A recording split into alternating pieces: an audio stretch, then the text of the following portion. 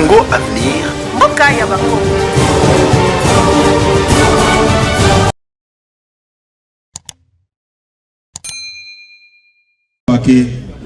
Yo le but qu'on soutenir mon Konzamboka. Mais koto yo omoni ba organiser tribune mobimba pour ternir image à mon Konzamboka. Là ça ne vous intéresse pas. Ce qui vous intéresse c'est la tête de Kabouya. Et vous oubliez même que ce qui est là, tout ça na mokonzi na biso yote. Biso nyonso tokosuke là wapi. Il faut tout réfléchir, Nengewana. Hein? Il faut tout réfléchir, Nengewana. Tout tourne autour de Yamokonzi Nabiso. Nous devons défendre notre chef. C'est ça notre rôle. Il devait se vivre. Oti Kabamakele Lewan. Oti Kabamakele Lewan. Nai Nalandi. Sorti médiatique ya Matata Mponyo Kangalonzo na mituni eske akanisi ke batu nyonso bakufi ou bien basana bomoy Matata ngai nakutanaki na pour la première fois wapi ba invitaki biso na ambassade ya Grande-Bretagne. Il y a un numéro et j'étais très direct envers lui. Tovandaki naba ambassadeur Moussousouana, ambassadeur ya Kenya Zalaki, ancienne présidente de l'Assemblée nationale honorable Mabunda Zalaki, honorable Delice Sanga Zalaki, et l'ancien premier ministre Sami Badibanga Azalaki, Yemoko Matata Azalaki, Ngaipe Nazalaki wana. Babengisaki biso sans koyeba kokuta nana banani. Tango tukomi, bamususu bazalaki réservé plus bayebinga bien comment j'ai réagi aussi. Mais ye ayaki na loyenge na ye. Il devait se vivre. Je prends à témoin ba okongo na tangeli bino wana ne bako yebisa bino oyo na lobaki mais na koloba yango puisque vous avez le droit aussi de connaître nini na lobaki mukolo. Il devait se vivre. Abandi ko critiquer tata mokonza ekolo, ko critiquer régime azoloba Nganzo yokaye tango asilisi na sengi parole na ibisaka yebo na ibisi que aux anciens premiers ministres au moni bisika boye il faut combattre la monoko na yo parce que oza parmi ba premier ministre ya mboka oyo o bayokisa mboka o soni okoki koyebisa ba ambassadeur nyoso ba vandi oyo obimisi bulletin de paye na yo na université otonga kuna epa na bino kuna na Manyema c'est le jour et la nuit eza manifestation pire simple ya muyibi na yo na ebisaka ya boye eza teke o mbala moko l'ancien premier ministre Sami Badibanga et ça dit passe anyatinga pona tinga albinono yetango lobaki ayoka kisoni te siko ngai pona lobelaye na goka soni pona nini parce que awa azoloba liboso ba ambassadeur foba yeba ke biso batu mabe il fallait ngape na yebisa ye foba yeba ke azamu yibi munene oyo ayiba mbongo ya Bukangalonzo akeko tonga université kuna na nini tango esili na courage na ye tokumi okabona tango bamitu bezoya ezomema biso mutu na mutu aza kokende alandinga na ono pesanga numéro toko solola ainsi de suite. Moi aussi par respect ngai na sina episaki ezaki na motema nanga batu basi bayoka gaza moyibi soki bandolo ka moyen ko bimangana bino to yebité nazwi numéro na nga na pesier abipenga na moni ya na rentré ya rentré to ka boni toki wana première fois deuxième fois tukutani na ye tango nazalaka informateur alobelinga photo bomoni tosekaka na ye wana azoloba o pona nini olinga koyamba nga te nga alobi mokolo nzambe ako permettre na koyamba yo tokabwani nakei nabetelaka mokonzi na biso lisolo keno namoni moto azoluka kaka nayamba ye mokonzi alobi bon c'est à toi de juger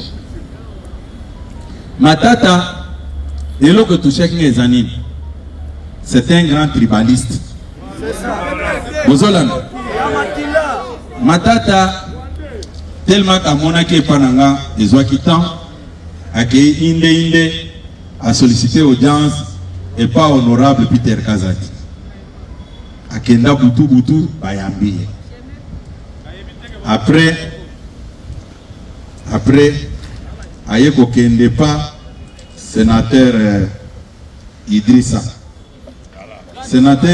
Zalia sénateur Yaka Nana kosaka makambo te nalobaki je suis un homme d'état makambo si faut ko bomba mais ye lokola atie mokonzi ya mboka mosapi na munoko nga nazoswa ye makambo nyonso ayebisaki nga na koloba ngo lelo awa IDPS viva sénateur Azawad sénateur Yaka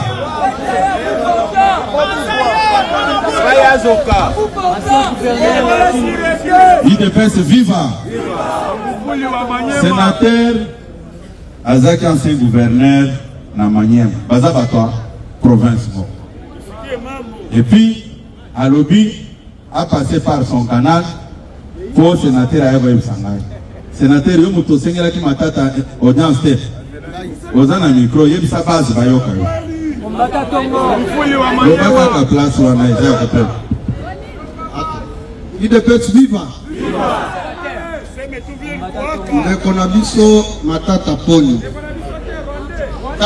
tango tosilisaki maponomi ya basénateur tokweyisaki ye na Maniema abandaki kobimisa 150 000 mais lokola nga nazalaki coordonnateur ya Union Sacrée abandaki koencadre badepute azwaki voix moko akweyaki maintenant nalingaki naya awa Kinshasa par surprise ye pe azalaki na voyage wana ye ayaki avant parce que nga nazalaki gouverneur akomi na aéroport nga nde mutu ya suka parce que mokonzi ya ekolo il fallait aya na suka bato nyonso bamati na avion mais ye atikalaki tango atikalaki nga nakomi nde ye abimi azali ngai na tarmac après aye pa na ngai alingi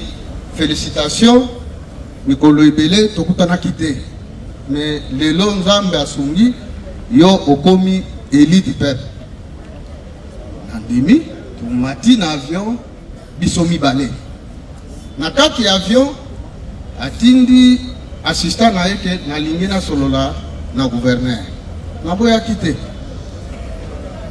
aye epa na ngai tobandi kosolola alobi ngai naza na makambo bomoni poursuite na ngai judiciaire na oluka mokonzi ya mboka tosi tokutani na olenga nkoi na keiti epai ya Peter Kazadi mokonzi ya mboka apesi ngai akoyamba ngai mais ça fait 2 ans mais yo lokolo oza mwana parti ya IDPS mema ngai epai ya mokonzi ya mboka sala manso po tokutana po makambo oyo elekeli ngai nga nayebisi ye problème eza te me nayebi toza na mokonzi ya parti nga nakomema yo epai ya mokonzi ya parti alobi wana nde suka vraiment mema ngai epai ya mokonzi ya parti mpo nazwa nzela ya kokutana na mokonzi ya mboka. Merci beaucoup. Kendo vanda sénateur. IDPS viva. Bozo mona ke biloko oyo Matata asali auti koloba. Eza biloko asoni. Eza manque ya attitude ya un homme d'État. Lokola linga etoloba na ba détail nyonso tokoloba ngo na pokwa. Tango honorable sénateur Idrissa Asengeliye pona ya maye ayaka mukolo wana na ebi na embaka ena ndaku moko bwe na Gombe ayaki ya kobombana aye te tokutawana te IDPS viva oyebi te botika nani makelele omoni makambo naza koyebisa bino soki boambrie te nakoyebisa bino ndenge masolo nyonso elekani mais soki boambrie nakolobaka tosuki awa to IDPS viva Matata ayebisanga boye Matata ayebisinga secrétaire général ngai naza na posa ya koaccompagner mokonzi ya mboka koede ye kotravailler na ye kende mais tango na yoki azoloba ke o moi je ne peux pas travailler mais ça c'est la sorcellerie et puis na koyebisa bino loko moko Matata ayebi na yebisaki eke ngai nasalaka likambo te sans koyebisa mokonzi ya mboka ndenge nazoya mboka nasina yebisi bakanga ngana yo photo na telefone na ngai natindela ye po ayebake na yambaki yo ngai naza disponible pona ko servir mboka na ngai derrière mokonzi ya mboka mais kaka makambo ya justice oyo ndeza vraiment kotungisa ngai ye aza koloba yango sikoyo alobi ngai na makambo baza ko poursuivre nga ndenge boza komona boy na azai kaka simple exécutant ba ordre bando uta likolo eza kondima ya mokolo bozola na malamu tango alobi biloko nyonso wana nga na alobi merci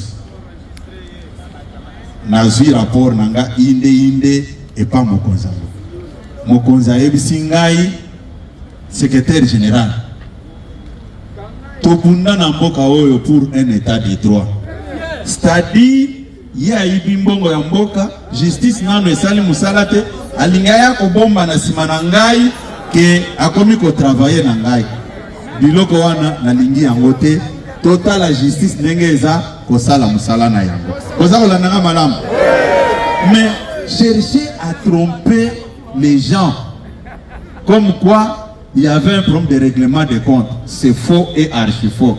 Même composition, il y a cour constitutionnelle, il y a appelé ça qui a. Et ça, on a mis tout dit, mais comment d'abord, il dit bien que ba monta eloko na bango moko na liwa katumba mwanke mutu nyonso ayebi ya puisque mutu oyo balobi ke azwaki soki choc makasi na mutu pas même une année mutu ana comme premier ministre. Oh, mais un premier ministre c'est un centralisateur ya makambo nyonso ya gouvernement. Mutu ezalaki na choc nde yango comme ko travail sikoyo. Non, na lobby Matata m'avait chargé ya kokende ko sengela ye kwa mokonzi ya mboka po akoma ko travailler na ye balanda ye te miloko nyonso wana ayebisaki ngai. Et au moment où je vous parle aza kolanda ngai akoloba ke admisi pas secret. D'ailleurs il avait même parlé à mal de son chef Kabila. Alobaki mabe contre Kabila puisque bangonde bato bandeki kosenga bambongo ya bukanga lonzo yepe aza komisa yango bayebi biloko nyonso wana mais chercher à tromper l'opinion comme si azalaki saint eza biloko asoni mingi. IDPS viva, IDPS viva. ngai na lobi oya yebisaki ngai bozola na ngai mokonzi ya mboka atikala ko solliciter yete yende atindaki ngai pona kende kosengela ikuna po batikele na makambo wana bozakola na ngai eza babiloko alukuta oyo ye aza ko créer parce que alingi komipesa valeur moko boye non IDPS viva. Et voilà. Non, venez m'affronter vous personnellement. Vous êtes allé plus loin. Oh non, il a manqué de respect à Maman Marthe. Toujours vous cherchez à vous cacher derrière la famille du président de la République. Qui parmi vous est plus loyal de plus que moi? Et quand vous continuez à envoyer des voyous pour faire le désordre, nous sommes prêts pour vous affronter. Arrêtez, ça ne s'explique pas. Donc il y a fabriqué le quoi. Oh non, abomika bosellement pas. Nous sommes conscients, que ça n'avait rien à voir avec les partis. Parce que nous sommes intéressés, il faut que bébé sa image. Mais je vais vous dire ce soir, pour ma peine et pour l'andabino jusqu'à la 3e génération. Et vous allez comprendre que vous allez même, j'ai dit que beaucoup na yango, je sais de quoi je parle. Et dans tout ça, vous n'avez pas encore tiré des leçons. Vous passez des temps dans vos petites réunions. Oh non, allez faire ceci. Suivons un peu, balancez un peu cette image-là. Et si vous pensez que quand nous allons partir au congrès, c'est pour faire votre volonté, je ne sais pas. Bon, la ligne de la Macamboya, Jérémy Massamba n'a qu'à son Moukouta. Jérémy Massamba n'a qu'à son Moukouta. Je vous avais bien dit, si vous êtes incompétent, vous êtes incapable de nous organiser un congrès qui est combattant Bazozela, il est grand temps pour la qui sa médiocrité dans l'incompétence dans l'espace public. Vous démissionnez, vous êtes qui est organisé congrès. Qui est la mission au théâtre au Boyo Sala. Pourquoi papa Mikolo Boye Bakasonga Mukutana Bari Massam sont des gens qui abandonnent la Kebasti Babimisu qui a peine Bazaba et les Okande Papa Moko Baza Penaba. On ne sait pas comment vous qualifier. Papa, Ali de Pessa, Banamiki na Papa Mikolo Bazalagate. Ceux qui besoin de la vie sont rien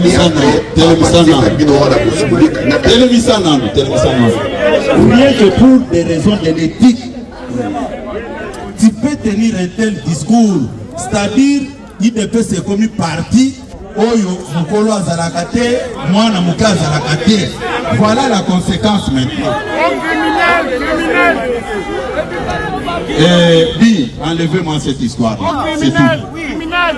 Moi je pense que Babilo Konyoso Oyo, ceux qui sont derrière, au lieu d'envoyer les enfants d'autrui pour rencontrer du n'importe quoi, Massamba wana azana baliki naye, azana bana naye.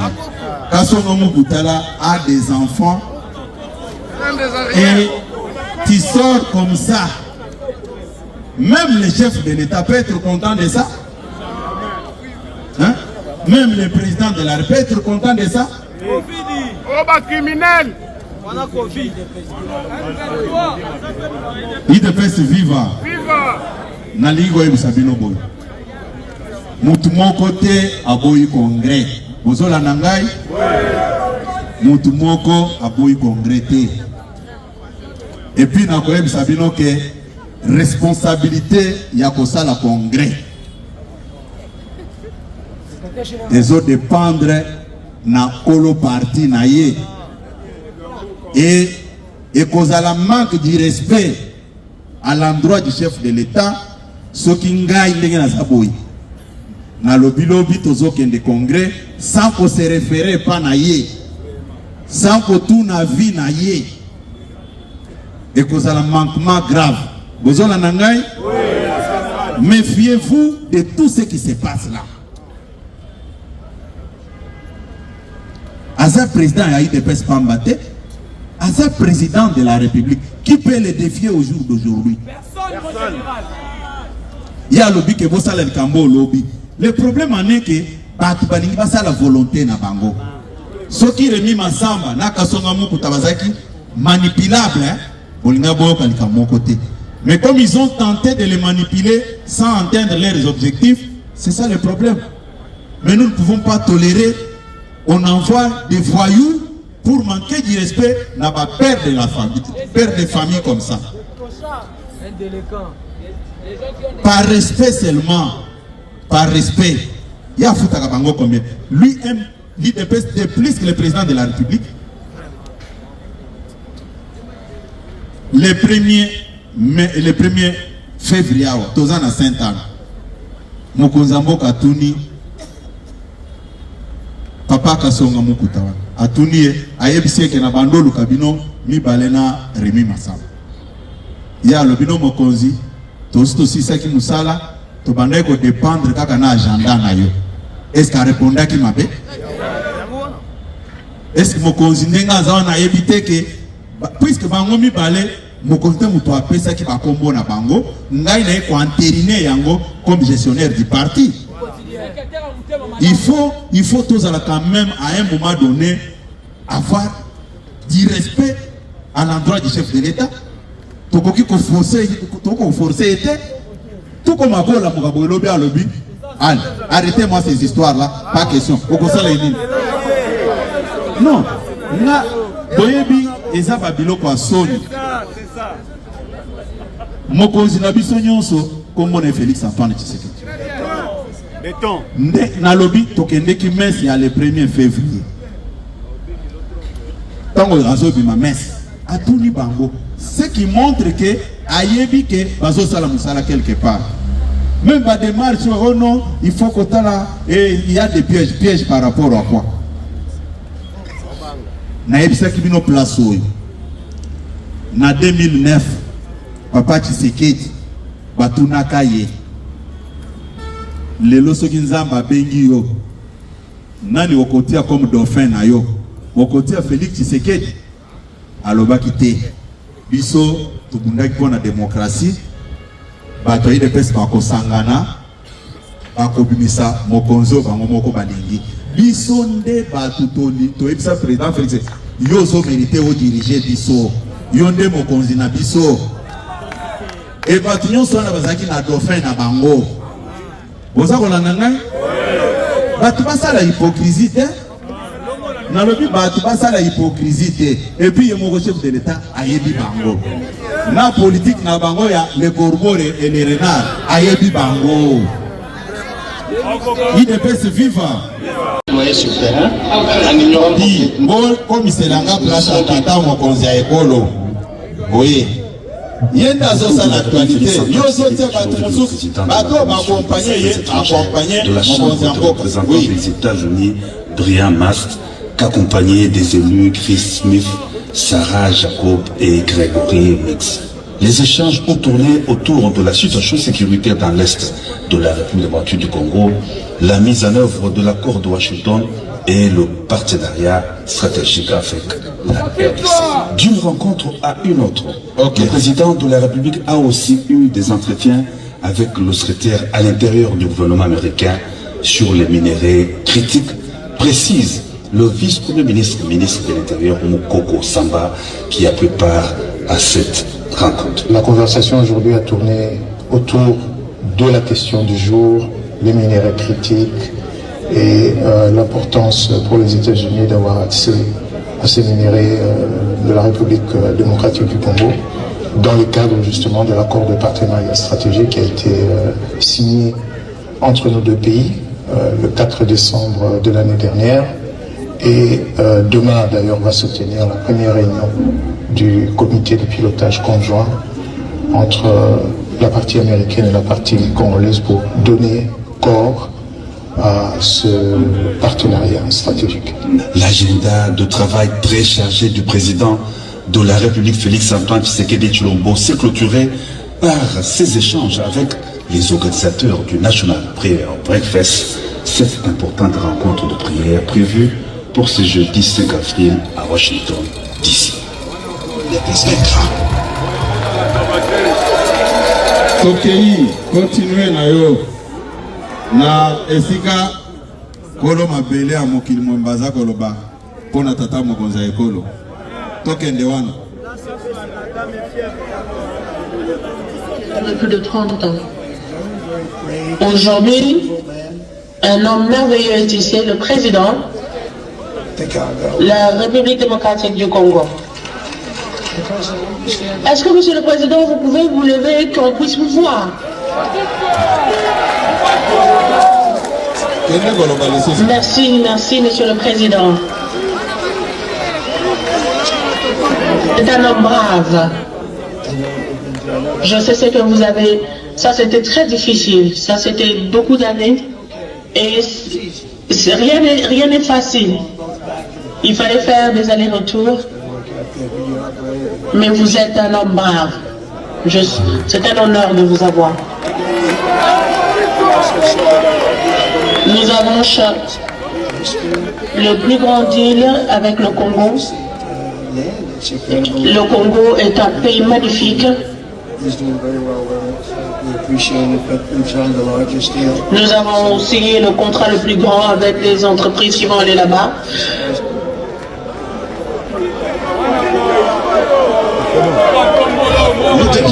Okay.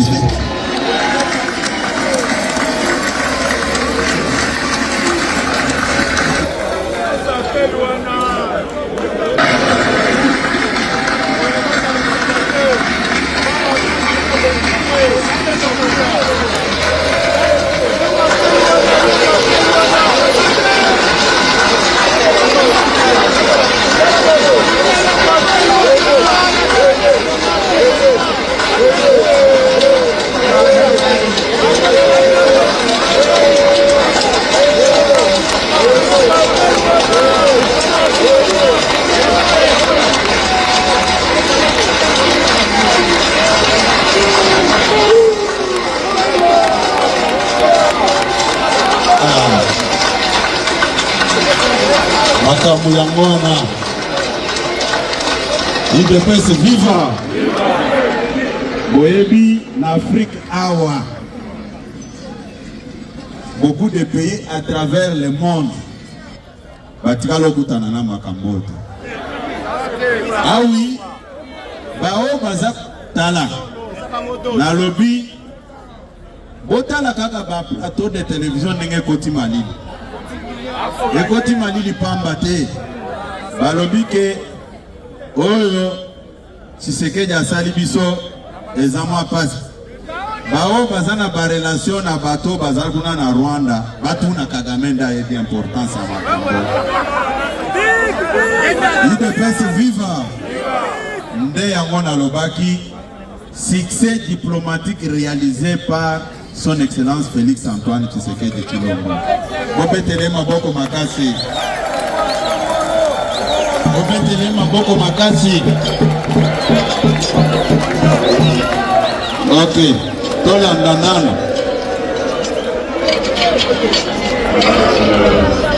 Je tiens à remercier le président Donald Trump pour l'accueil qui m'a été réservé à ma délégation et à moi-même. Et je tiens à remercier les organisateurs pour leur invitation et surtout l'honneur qu'ils me font de pouvoir être le premier chef d'État africain à adresser une prière lors de cet événement mondialement connu. Prions. Dieu Tout-Puissant,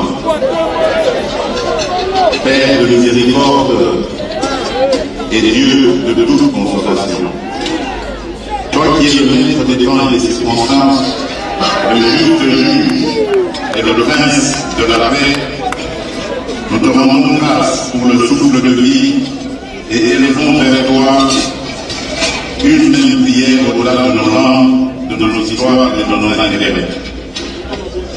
Partant de cette considération, nous nous appuyons sur cette parole qui est de l'Évangile selon Matthieu, au chapitre 5, verset 9. Heureux ceux qui procurent la paix, car ils seront appelés fils de Dieu. Aujourd'hui, Seigneur, fais de nous des artisans de réconciliation.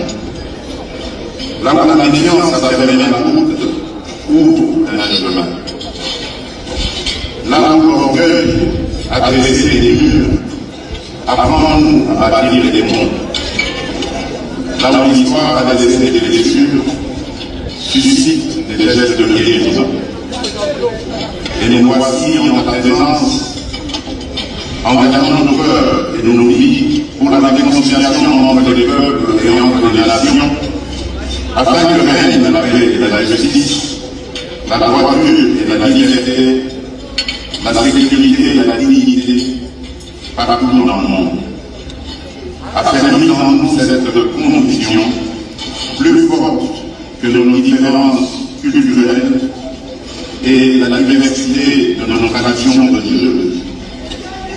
Il existe en chaque être humain une lueur intérieure, une étincelle divine qui fonde notre valeur, consacre notre dignité et appelle de nous le respect. Bénis, Seigneur, chacun des chefs d'État et de gouvernement ici rassemblés. Donne à chacun un cœur humble, une parole juste et une main ferme, afin que l'autorité qu'il exerce serve la paix et la dignité humaine. Seigneur, nous te présentons aussi celles et ceux qui ne sont pas dans cette salle, mais qui vivent affligés, les victimes des guerres, de la violence, du terrorisme, les réfugiés et les déplacés, les enfants qui viennent d'avenir par la misère, les hommes et les femmes éprouvés par l'injustice et les inégalités. Que leur visage et leurs larmes soient pour nous un appel permanent à des politiques courageuses de réconciliation, à des gestes concrets de justice et d'équité, et à des choix responsables qui préservent la vie et rendent les espérances possibles. Dieu de paix fait de ce déjeuner de hier plus qu'un rituel protocolaire. Que ce temps de prière fasse naître dans chacun de nous des engagements sincères, afin qu'individuellement et collectivement, nous sachions répondre avec lucidité, courage et solidarité aux défis qui se dressent devant l'humanité. Nous te prions au nom de notre Seigneur et puissant Sauveur, Jésus-Christ, le Prince de paix. Amen.